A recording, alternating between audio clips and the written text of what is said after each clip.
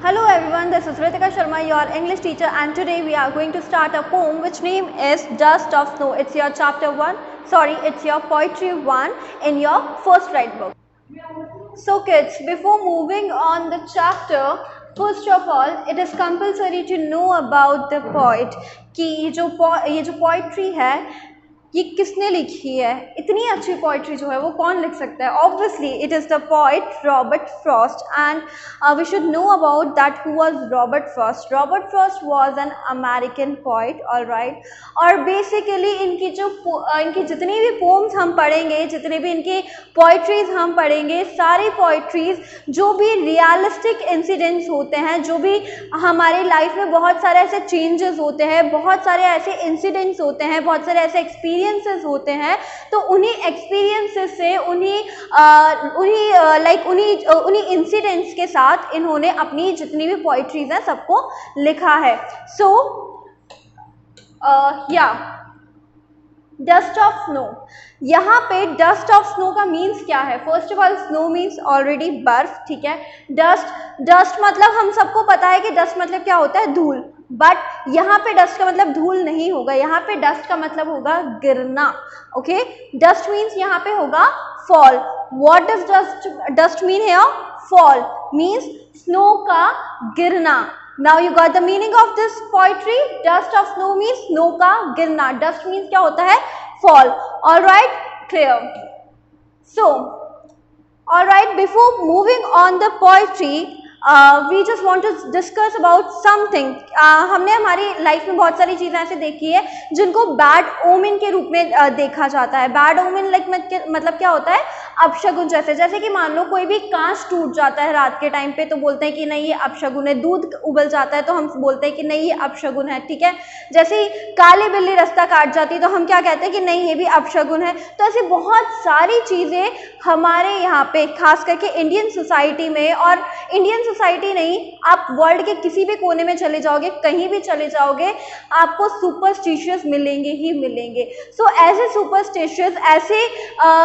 Superstitious में ही यहाँ पे बताया गया है, इसमें बताया गया है कि ज़रूरी नहीं है कि जिन चीज़ों को हम बैड ओमेन कहें या फिर जिन चीज़ों को हम बैड ओमेन कंसीडर करें, ज़रूरी नहीं है कि वो गलत ही हो, ठीक है.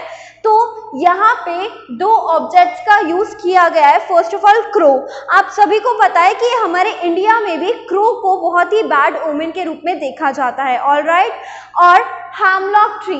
हैमलॉक ट्री क्या है? एक पॉइजनस प्लांट है with a small white flowers, ठीक है. हैमलॉक ट्री एक पॉइजनस प्लांट है जिसको जो बाहर की जो कंट्रीज है वहाँ पे इसको एक बैड ओमेन के लिए देखा जाता है, ऑलराइट. सो यहाँ पे we will get to know कि पोइट ने इन दोनों ऑब्जेक्ट्स का ही बेसिकली यूज क्यों किया है. चाहते तो वो किसी और चीज़ का भी यूज कर सकते थे, किसी बहुत अच्छी चीज़ का भी यूज कर सकते थे. क्रो की जगह हो सकता था वो पिकॉक ले लेते, ठीक है, कोई और चीज़ का यूज कर लेते, पिजन का यूज कर लेते. बट नहीं, उन्होंने क्रो का ही यूज इसलिए लिया है क्योंकि क्रो को हम सभी बैड ओमेन कहते हैं, ठीक है, अपशगुन कहते हैं. और उन्होंने हैमलॉक ट्री की जगह वो पाइन ट्री भी यूज कर सकते थे. बहुत सारे ऐसे ट्रीज थे जिनका वो यूज कर सकते थे, बट नहीं, उन्होंने यहाँ पे हैमलॉक ट्री का यूज किया. वो भी इसलिए क्योंकि हैमलॉक ट्री को भी बैड ओमेन कंसीडर किया जाता है. So let's just start. The way a crow shook down on me, the dust of snow from a hemlock tree. Here, Robert Frost is saying कि the way a crow shook down on me, जिस तरह से उस crow ने मेरे ऊपर dust of snow Shuk down का मतलब क्या होता है? गिराना, ठीक है. शुक डाउन मतलब हिलकर कुछ चीज गिर जाती है. फ्रॉम अ हैमलॉक ट्री, कि जिस तरह से उस क्रो ने मेरे ऊपर हैमलॉक ट्री से स्नो को गिराया है. अब यहाँ पे हमको कैसे पता लगता है कि ये जो पोइट है वो यही बात कर रहे हैं कि मतलब हैमलॉक ट्री से जो है स्नो गिरी है? वो इसलिए क्योंकि हम इमेजिन कर सकते हैं. इमेजिन ऐसे कर सकते हैं, मान लो जो पोइट है वो हो सकता है कहाँ पर? हैमलॉक ट्री के नीचे बैठे हों, हो सकता है वो जो क्रो है वो फ्लैप करता करता, फ्लैप मतलब कि अपने पंखों को फड़फड़ाता हुआ वहाँ पर आकर बैठा हो, और सडनली जैसे वो बैठा हो तो ऑलरेडी उसकी जो स्टीम्स होती है, ब्रांचेस होते हैं, उन पे स्नो होगी। तो जैसे ही वो वहाँ पे बैठता है तो उसके पैरों की वजह से या फिर उसके पंखों की वजह से, विंग्स की वजह से स्नो जो है नीचे गिर जाती है। तो जैसे ही वो स्नो नीचे गिरती है from a hemlock tree, then what happened next? has given my heart a change of mood।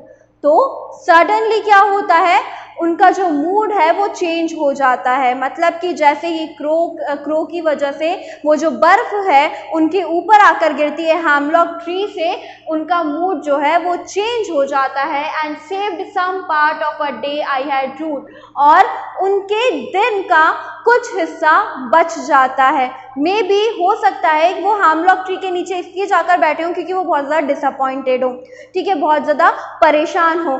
Now अब हम यहाँ पे ऐसा कैसे बोल सकते हैं कि वो बहुत ज़्यादा परेशान है?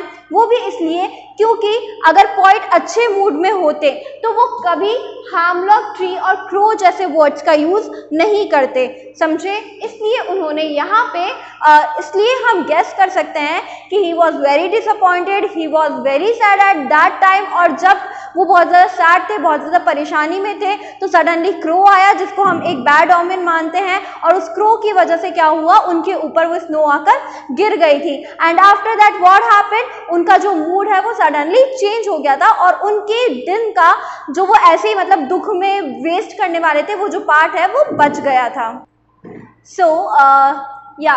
सो पोएट ने बेसिकली इन दो वर्ड्स का ही, दो ऑब्जेक्ट्स का ही इसलिए यूज़ किया है। I have already told you, because हम सभी लोग, चाहे हम इस कंट्री में रहते हो, चाहे हम चाहे कोई भी फॉरेन कंट्री से बिलोंग करता हो, देखो सुपरस्टिशियस, बैड ओमेंस हर जगह कंसीडर किए जाते हैं। तो मे बी ये जो हेमलॉक ट्री है और क्रो है, वहाँ पे भी जहाँ पर रॉबर्ट फ्रॉस्ट रहते हैं, जहाँ पे पोएट रहते हैं, वहाँ पे भी इन सब चीज़ों को बैड ओमेन माना जाता हो।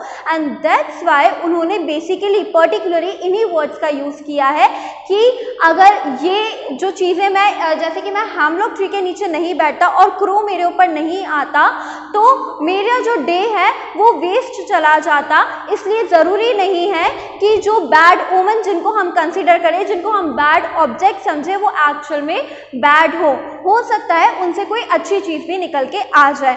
So that was the moral of the poetry dust of snow.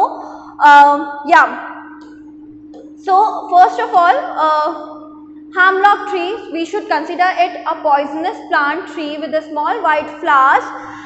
Root means held in regret. It means root का मतलब कि वो अपना जो डे है वो ऐसे ही गिल्ट में बिताते। इससे अच्छा उन्होंने जो क्रो ने जो बर्फ है उनके ऊपर गिरा दी और उनका जो बाकी का डे है वो बच गया था।